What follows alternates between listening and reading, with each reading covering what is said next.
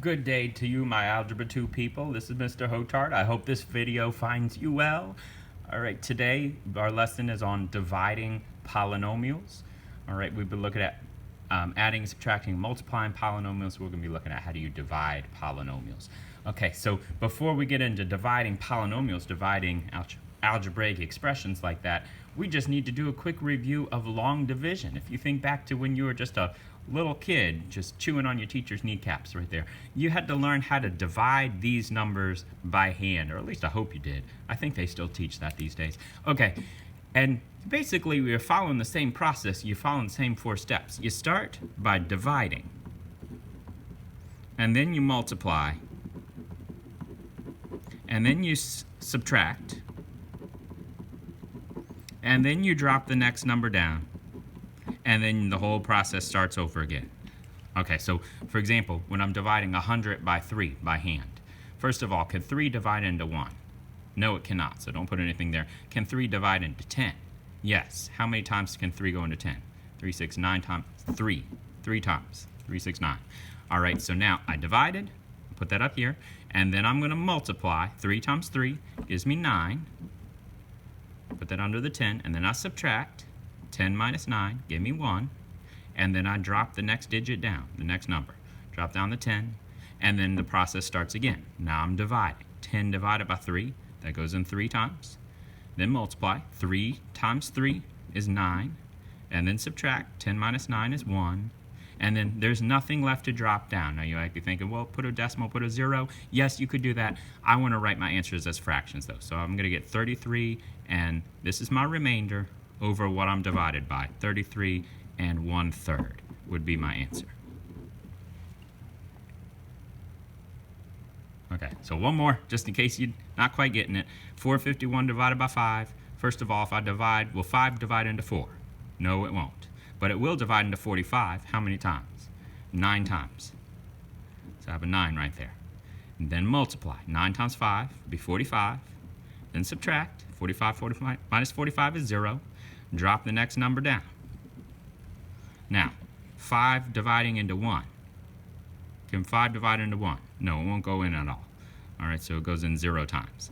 0 times 5 is going to be 0. Subtract that, still got a 1. My remainder is 1. So my answer would be 90, and what over what? 1 over 5.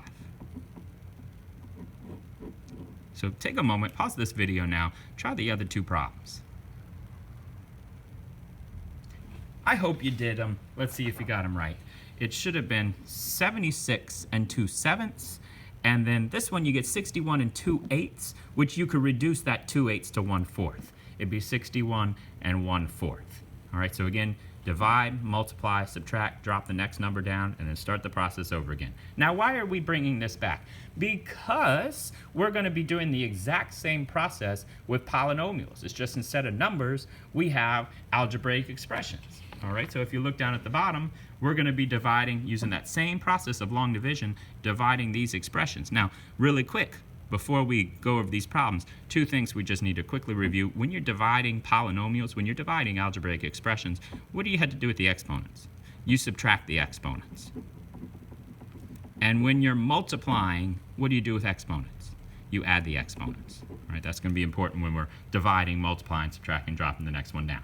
So, look at this first example. First of all, I just need to set up this problem the same way I set these problems up, all right? I'm dividing this whole mess by r minus 1. So I'm going to put r minus 1 first, and I'm dividing that into this whole expression.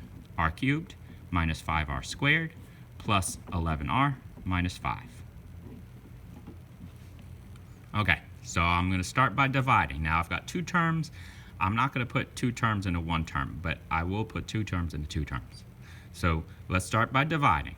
R cubed divided by r. If you just look at the first term here and the first term here, remember when you're dividing, you do what with exponents? You subtract it. R cubed divided by r to the 1 would be r squared. Let's line it up with this r squared. So I divided first. Now what's step 2 in long division? You multiply that r squared times each of these. R squared times r, going to give me r cubed.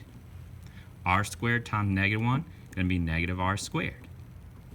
All right, so I divided, then I multiplied. Now step 3, I'm going to subtract. Now I'm subtracting this whole thing away from this, just like when you're subtracting polynomials. So remember, you're distributing a negative. Change all these signs since I'm subtracting that. All right, and then these should cancel out. These first terms should always cancel out. If they don't, you did something wrong. All right, and then negative 5r squared plus 1r squared is going to be negative 4r squared. So I divided, I multiplied to get this, I subtracted to get that. What's the next step? Drop the next term down, start the process over again. Drop down the plus 11r. Now I'm doing this process over again. I'm going to divide. So again, when I'm dividing, just look at the first terms. Negative 4r squared divided by r. Remember, when you divide, you subtract the exponents. Negative 4r squared divided by r is going to be negative 4r. Put that on top. Line it up with that r. And then I'm going to multiply. Negative 4r times each of these. Negative 4r times r going to be negative 4r squared. That's a squared. Negative 4r times negative 1 going to be positive plus 4r. So I divided, I multiplied, now I got to subtract. Don't forget to change the signs when you subtract. That becomes a plus, that one becomes a minus. All right, so these cancel again. 11r minus 4r going to give me 7r. So I divided, I multiplied, I subtracted. Now I'm back to dropping the next number down. I'm almost done. I've got to do this one more time. Drop down the negative 5. So we're going to divide again. 7r, remember you're looking at the first terms. 7r divided by r, that's a 7, positive 7. Now I'm going to multiply. That's 7 times each of these. 7 times r going to be 7r. 7 times negative 1 going to be negative 7. Now I'm going to subtract, distribute that minus, so that's going to become a minus 7r and a plus 7. Don't forget to change all the signs. And then these cancel. Negative 5 plus 7 going to give me 2. I don't have anything left to bring down. So I'm done working out. My answer is r squared minus 4r plus 7. Here's my remainder. So plus this over this. The remainder is 2 over r minus 1.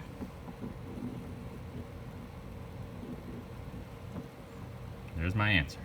I know that looks crazy the first time you do it. Let's do one more together. Make sure we got this process down.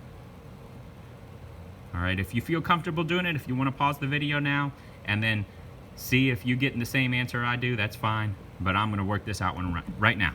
I'm dividing n plus 10 into this expression. 5n cubed plus 45n squared minus 54n, help if I copy the problem down right, minus 40. All right, so again, start by dividing. Look at the first terms. 5n cubed divided by n is going to be 5n squared. Let's put that on top of this n squared.